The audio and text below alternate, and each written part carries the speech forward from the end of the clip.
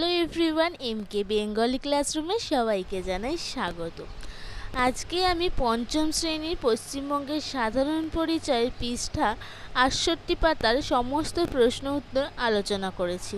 তোমরা ভিডিওটা অবশ্যই শেষ পর্যন্ত দেখো এবং জানিও তোমাদের ভিডিওটা কেমন লেগেছে। আরও নতুন নতুন ভিডিও পেতে চ্যানেলটা কিন্তু অবশ্যই সাবস্ক্রাইব করো। তো চলো শুরু করা যাক। ফার্স্ট প্রশ্ন কি আছে না, ফার্স্ট প্রশ্ন আছে গাঙ্গেয় বদ্বীপ কীভাবে সৃষ্টি হয়েছে। ভাগীরথী ও পদ্মার মাঝে অনেকটা জায়গা পলি জমে একটা ভূখণ্ড তৈরি হয়েছে, একেই বলে গাঙ্গেয় বদ্বীপ। গাঙ্গেয় বদ্বীপের মাটি কী রকম? গাঙ্গেয় বদ্বীপের দক্ষিণে সুন্দরবনের নোনা মাটি, বাকিটা সুজলা সুফলা শস্য শ্যামলা সমতল। এখানে একটা দাঁড়ি পড়ে গেছে, এই দাঁড়িটা না হবে না, তোমরা এই দাঁড়িটা কিন্তু দেবে না। নেক্সট প্রশ্ন, রবীন্দ্রনাথ ঠাকুরের বাড়ি কোথায় ছিল? কলকাতার জোড়াসাঁকোতে।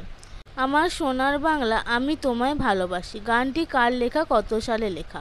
রবীন্দ্রনাথ ঠাকুরের লেখা, 1905 সালে লেখা। কত সালে বঙ্গভঙ্গ হয়েছিল? 1905 সালে বঙ্গভঙ্গ হয়েছিল। তাহলে ইংরেজরা বাংলাকে দুভাগে ভাগ করেছিল কেন? ইংরেজরা ভারতবর্ষকে শাসন করত, ভারতবর্ষের লোকেরা ইংরেজদের এই শাসন মেনে নেননি। তারা চাইতো দেশের লোকেরাই দেশ চালাবে, তাই দেশের মানুষ একজোট হয়ে ইংরেজদের বিরুদ্ধে লড়াই করেছিল।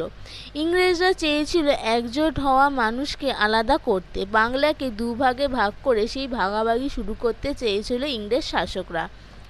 বাংলার মানুষ এই ভাগাভাগি মেনে নেননি। সবাই মিলে প্রতিবাদ করে বিদেশি জিনিসপত্র ব্যবহার বন্ধ করে দেয় লোকেরা। চরকা কেটে সুতো বানিয়ে সেই থেকে নিজেদের কাপড় জামা বানায়।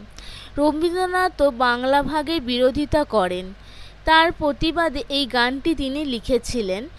এখন আবার এই গানটি খুব বিখ্যাত। কত সালে দেশভাগ হয়েছিল না, 1947 সালে আমাদের দেশভাগ হয়েছিল।